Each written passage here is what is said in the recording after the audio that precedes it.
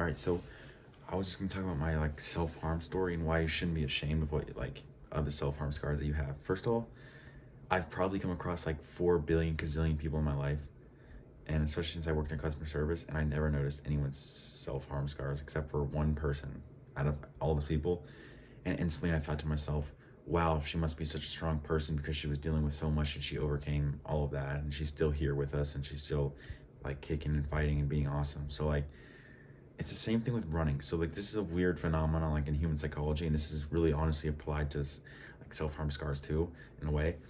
Is like when you start running for the first time, or you're worried about running, or you don't want to run because you think like people are going to be driving by in their cars and judging you negatively. But surprisingly, like I've pulled so many people, and like I experienced this firsthand when I started running. I was so worried about people looking, and then I thought to myself, wait, I um whenever I see people running, no matter what shape they're in or how they're running or whatever, I'm like, oh my gosh, so good for them. They're making better choices. They're doing the right thing. They're gonna feel so good and all this stuff.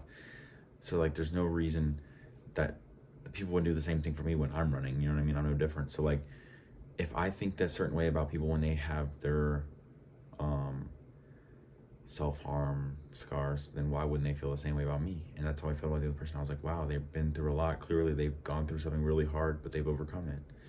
And it's sort of like a tattoo that shows people that you've been through something very really tough and really hard, but you're still like, but you didn't let it defeat you, I guess, in a way. And like, that's not defeat, because like, you think about, you have scars from a battle. That's you you made it out of the battle, obviously. So that's how I feel about it. Like, I don't hide them, I don't shy away from them, and like the biggest thing is, don't obsess about them, because like the majority of people, like 99.9% of people, are never gonna notice them. Like, even my partner didn't notice them for like the first year. I feel like it's not like, you're not just like, let me see your wrist. And maybe you have self-harm scars from something else, like, that are like more, not just on your forearm and stuff like that, but like, even then, like, people aren't like, you know what I mean, you, because you look in the mirror, obviously we always look at our imperfections and stuff.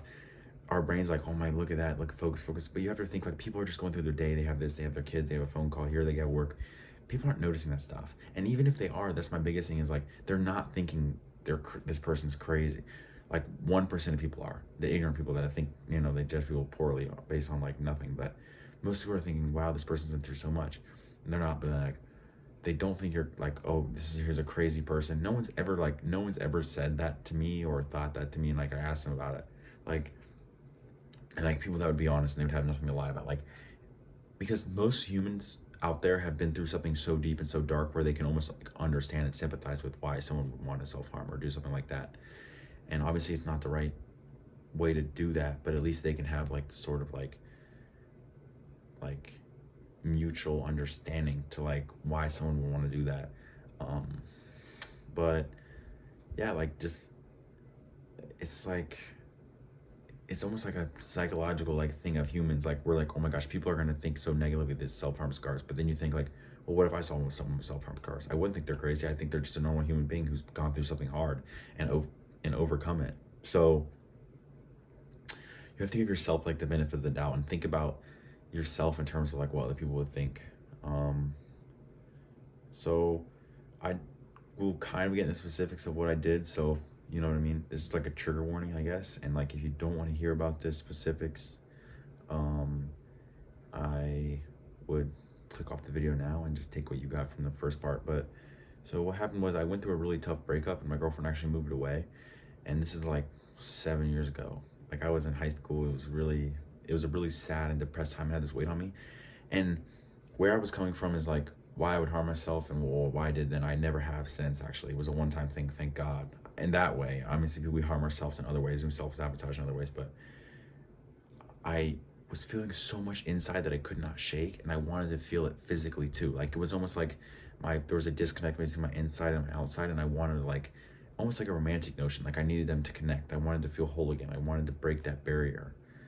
And so I took a knife from the kitchen and I just put it on my arm, and I was just pressing, because I felt so numb. Because your body makes you numb, obviously, to cope with the emotional pain. And it just poked through, and it was deep, and like so deep that it didn't even bleed, and it was really bad. And I realized like I don't want to go to the hospital. Like that's not going to make any of my problems better.